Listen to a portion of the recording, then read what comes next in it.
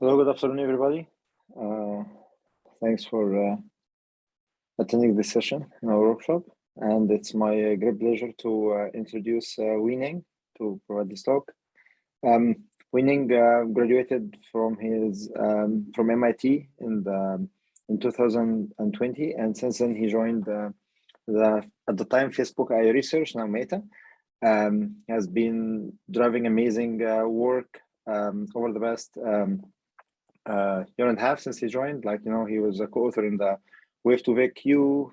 He was leading the work on Hubert and Hubert, audiovisual Hubert and This-to-Vec and textless representations. I'm so excited to hear his presentation. Please go ahead, Wei-Ning. Right. Thanks for the introduction. Let me share my screen right now. All right.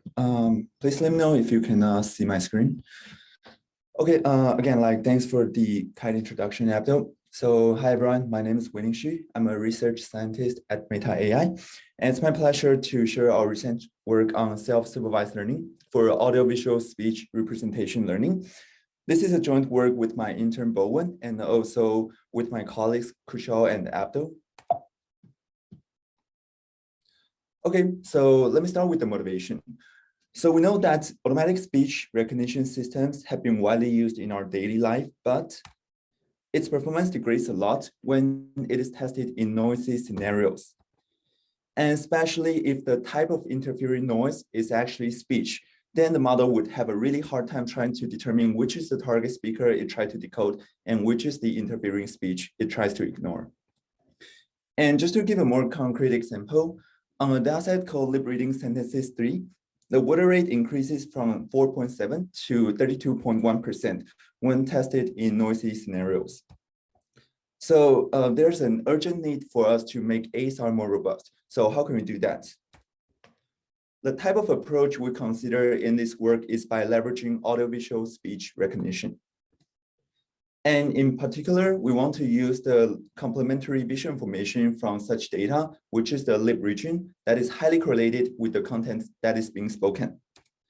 And also by natural, it is invariant to noise because it's visual information. And also, we can also consider a special case where for example, signal to noise ratio is -infinity, or when the audio is not available at the moment at all. So the case would be referred to lip reading or also visual speech recognition. And this kind of technology is also very useful for people with speech impairment. For example, who can move their lips but lose their ability to produce sound because some vocal cord injuries. So this is an example of what audiovisual speech look like. So first, you will see the face of the speaker. In particular, you can see the lip region. And you can also hear the sound of the sentence like the speaker is speaking. Okay, so if we want to develop audiovisual speech recognition models, what would be the barriers for us to do so? So first and foremost is lack of label data. So the largest publicly available data sets are lip reading sentence 2 and 3, which have only about 200 and 400 hours here. In particular, for lip reading sentences 2, I put an asterisk because it's only available to the academic research institutes, which means industrial research institute cannot use any of those data sets. And compared to the data set people have been using for developing ASR systems, they are way smaller. So for example, lip reading, lip speech, which is the most widely used data set, have about 1,000 hours of data, and GigaSpeech, a recently proposed data set, have about 10,000 hours. And just like ASR, VSR and audiovisual speech recognizer are also very data hungry. So to give a concrete example here, if we train a model on lip reading sentences 3, it achieves about 46.9% water rate. And if we increase the amount of data to train on about 30,000 hours of the data, the water rate can be reduced by about 13% down to about 33% absolute water rate here. And the second barrier would be the complicated pipeline, which is a byproduct of the lack of the data. And because we don't have that much data, we have to design methods that can train the model with less data. So one thing to do would be supervised pre-training on isolated word classification. So sort of like a classification task where the model only tries to recognize a keyword. And then do sort of like curriculum training to do continuous sentence speech, visual speech recognition by starting from shorter utterances, then to longer utterances. So how do we approach this problem and like make audiovisual speech recognizer more available? So our answer to that is by doing self-supervised learning, which we can collect a large amount of like unlabeled audiovisual speech data to do the pre-training, and then fine-tune on just like limited amount of labeled data. So the next question would be, are these data available for visual speech recognition or audiovisual speech recognition? And the answer is a definite yes. We can easily obtain that from, say, broadcast news or movies or social medias or like meeting recordings. And then the final question would be, what kind of like self-supervised learning methods should we use or should we adapt from? So we'll argue that there's a lot of similarity between audio-only speech and audiovisual speech. So we're going to pick some method from speech representation learning and adapt it for audiovisual speech representation learning. So let me now start introducing our methods. So in the first part, we're going to focus on the application to lip reading, also known as visual speech recognition, VSR. So concretely speaking, the model would take a sequence of image frames as the input with only video, like without sound, and then output the text of the video, which can be represented as characters or word piece. And in the traditional supervised learning paradigm, such a model would be trained on pairs of silent videos and text. So we're going to pick one self-supervised learning method to adapt from. And there are like several popular ones like CPC or Wave2Vec 1, 2, VQ version, or also Hubert. So in this work, we're going to adapt from our prior work, Hubert, short for Hidden Unit BERT, which is inspired by BERT mask prediction task. So it is a state-of-the-art self-supervised learning framework for speech that can perform well on many different tasks. So since we're going to build our method on that, let me give a high-level introduction to how it works. So given like unlabeled audio, we want to create something that can generate frame level annotation, like which is discrete, such that we can do similar things like BERT, which is mask prediction. So to achieve that, we do k-means clustering on MFCC features. And this step would produce frame level annotation that is bad, but have non-trivial correlation with the underlying content being spoken. And once we obtain such frame level annotation, we can just like pass the raw waveform into a feature encoder to produce like frame level features and randomly mask spans of that, pass it to the transformer to contextualize it. And then at the output, we'll train the model to predict the cluster assignments of the masked frames. And as I mentioned earlier, like the feature used for running clustering, which is MFCC, is not that good. So the resulting like quality of the cluster assignments is also not superior. So once we have the first iteration Hubert, we can actually obtain better features than MFCC, which is the representations learned by Hubert. So to improve the cluster quality, we can just extract these features and then run clustering again to produce like better quality cluster assignments, and then use that as a target to repeat the process of mask prediction. And this way we can gradually refine the target and then therefore refine our self-supervised model. So once the self-supervised pre-training step is finished, we can remove the cluster prediction head and then add a new lightweight head randomly initialized to do the downstream task of interest. Okay, so this model, Hubert, has shown its effectiveness for both like inference and generative tasks. So for inference task, we have shown that it achieved like good performance on both like low resource ASR and high resource ASR. And also on super benchmark datasets covering content, speaker, semantic, and emotion classification, it achieved like very competitive performance across the board. And one of its byproducts, as I mentioned, is the high quality discrete unit, which encode mostly phonetic content, but very little about the prosody or the speaker information. So we can use it to replace text for a lot of like text-free tasks. So for example, we have tried to use it for text-less speech-to-speech translation, which achieved like very good performance at a blue score of about like 30 points. And we have also built like an audio version of the GPT on top of that, which you can just like feed in a speech prompt and the model would generate a speech continuation. Or we can also use that to represent the content and do supervised emotion conversion to convert, for example, a neutral utterance like this. They were deep in the primeval forest. To an amused version of the same content.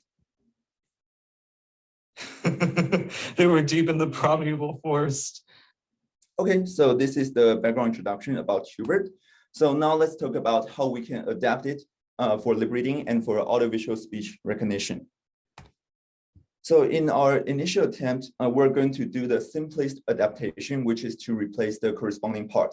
So in this version, we are given an audio stream, which is unlabeled. So instead of using waveform at the input, we're going to replace that with a sequence of image frames because we're doing visual speech recognition.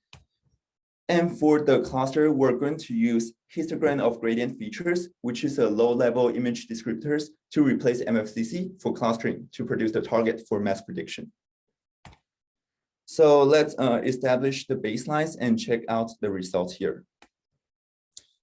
So for pre-training, we use 400 hours of the unlabeled data from lip reading sentences 3. And for fine-tuning, we'll start with using just like 30 hours of the labeled data here. And we're going to fine-tune that with the CTC loss. And the model will start with the small model, which is 12-layer base BERT model. So here are the results from the supervised baseline. With 30 hours, the water rate is very high. It's about like 84%, which is not usable at all. And if we increase the number of data to 400 hours, then the water rate down to like 62.5%.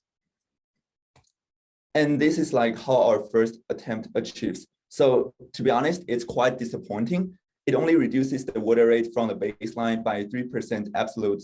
So the reason to the failure is that actually the cluster quality produced by the HOG features are actually very bad. So we don't get to learn like good, good representations simply because like the label is too noisy. So to improve that, we can use something we already know that performs well, which is like audio-based clusters.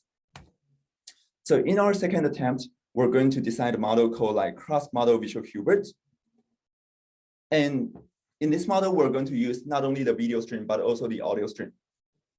So at the input, it's going to be the same, which is the image sequence as the input. And at the output, we're going to change the cluster from video-based to audio-based. So this can be either MFCC or some like audio-based Hubert. And because like the video stream and the audio stream are temporally synchronized, we can easily determine which audio frame goes to which audio frame is aligned with which video frame. So we can determine the target for each image frame at the input for the mask prediction task. So now let's look at how it performs. These are the numbers we shown earlier. And then we see that by predicting audio clusters, it improves the visual representation learning. So the water rate improves from 80.1, the previous version, to 69.1 here. So this is already 14% improvement compared to the supervised baseline.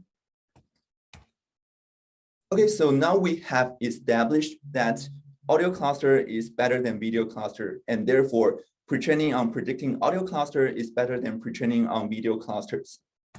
So we're going to ask, what about audiovisual cluster? Would it be better than audio cluster, and can a model pre-train on such targets achieve even better performance?